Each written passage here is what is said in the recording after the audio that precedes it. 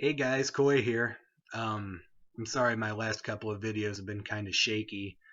Um, I have my laptop on more of a stable surface now, so won't be, that whole Blair Witch thing kind of nauseating. Um, so today I wanted to go back to the very early days of the horror genre. Um, Nosferatu, Eine Symphonie des Grauens, a symphony of horror, was released in 1922.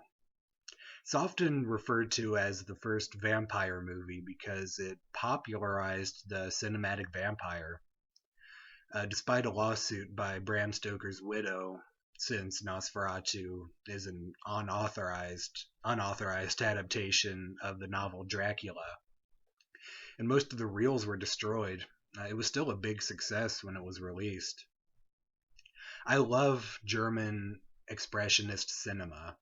It's very exaggerated. It's a visual feast. Heightened emotion is what it's all about. Nosferatu is arguably the most famous film to come out of this period of German filmmaking. Count Orlok, this tall, skinny, rat-like man, so different from the source material's vampire. But Orlok has become an icon, very recognizable. He even made an appearance in the SpongeBob episode Graveyard Shift. I think you could reasonably put him up there with the likes of Jason and Freddy and Leatherface in terms of cultural impact. I really like Roger Ebert's review of Nosferatu. He said that watching this film is like being in a room with death itself. And I agree with that. It gives me this very cold feeling, really unnerving. It still manages to creep me out, and I was born 70 years after it was released.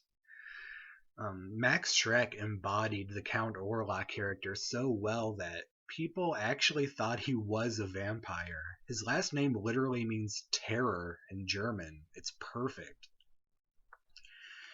So, being the horror analyst, I can't just talk about the background of the movie, right? I think there's a lot of depth here for being a relatively short, silent picture. There's a profoundly sad and creeping feeling that runs through every frame, this very thick, melancholy vibe.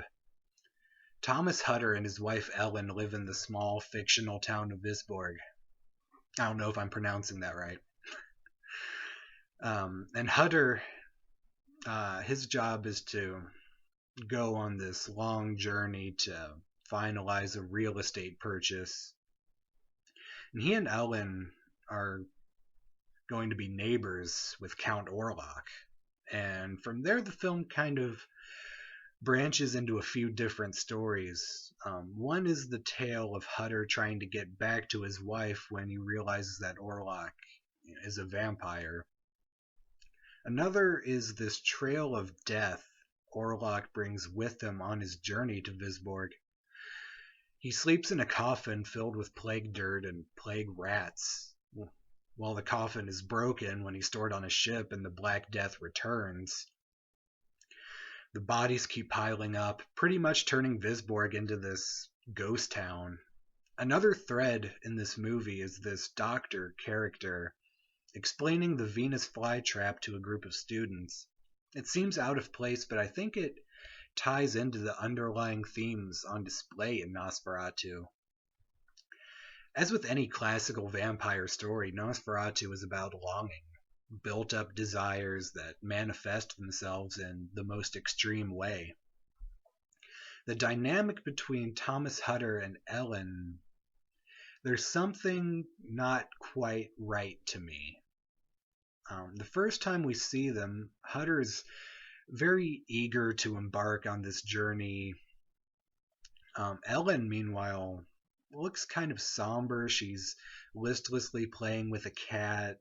When the two characters interact, I do sense love there, but kind of a dulled love, kind of detached. You get this feeling that Ellen is an unhappy woman. There's a certain discontent in her eyes, and Hutter just seems aloof to it. A very shallow character, in my opinion. He just doesn't catch on to the sadness in his wife.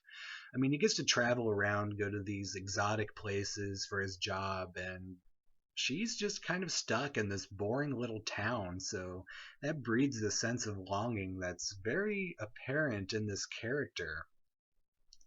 Count Orlok and Ellen are very similar characters, I believe. Both are misunderstood creatures.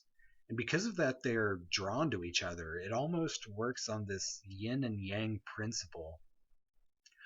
Orlok is a hideous ancient monster. He brings death and desolation everywhere he goes. And Ellen is a sweet, quiet, unassuming person, and they both harbor this overwhelming sense of loneliness. When Thomas Hutter and Orlok are having dinner at his castle, Orlok gets a hold of a locket with Ellen's photo in it. Immediately he's captivated. Orlok's quest to be with Ellen doesn't come across, at least to me, as this horrific thing. To me, it feels more forbidden, this sickly romantic mission.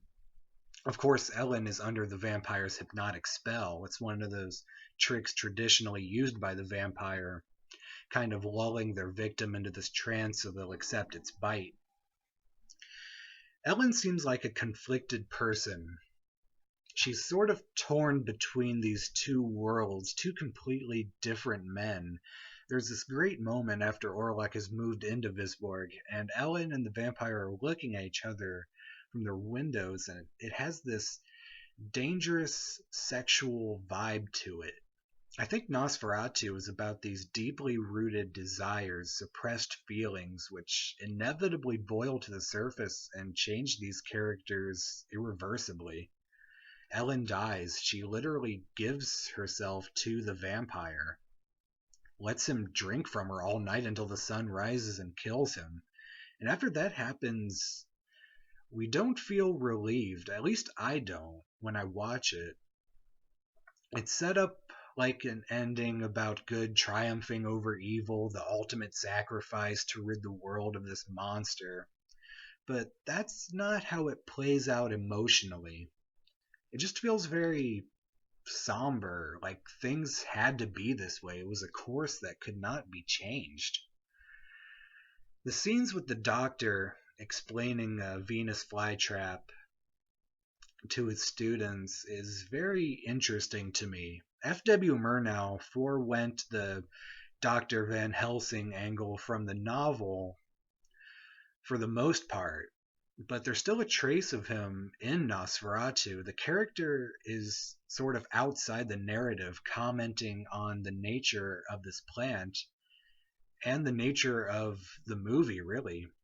It's a great metaphor. It works on a lot of levels. Of course, you can see it as Count Orlok being the Venus flytrap, and Ellen the fly whose blood is siphoned out of her. I think it says a lot about human nature as well. Count Orlok did not choose to be this way. It's more apparent in Werner Herzog's 1979 remake and the 2000 film Shadow of the Vampire, for that matter.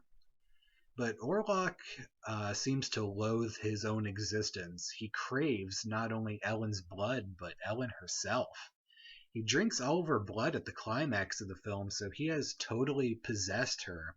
She belongs to him. The entire life force is gone from her physical form. It's just in their nature. Ellen is looking for meaning, a destination. It's a natural human drive, and Orlok, adversely, his nature is death, to consume. He sleeps in it. It's all he knows, and, as above, so below. When he dies, he has Ellen with her. And Hutter is on a mission as well. He is driven to return to Visborg and make sure his wife is safe. To me, he comes across as this very arrogant person, very proud, this wannabe adventurer who doesn't take any threat seriously. He was warned about Orlok's castle to no avail. So does he want to save Ellen because he truly feels it's the right thing to do? Or is it this ego trip about protecting what's his? Does he feel inadequate, even in comparison to the vampire? The thought of this creature stirring emotions in his wife that he cannot.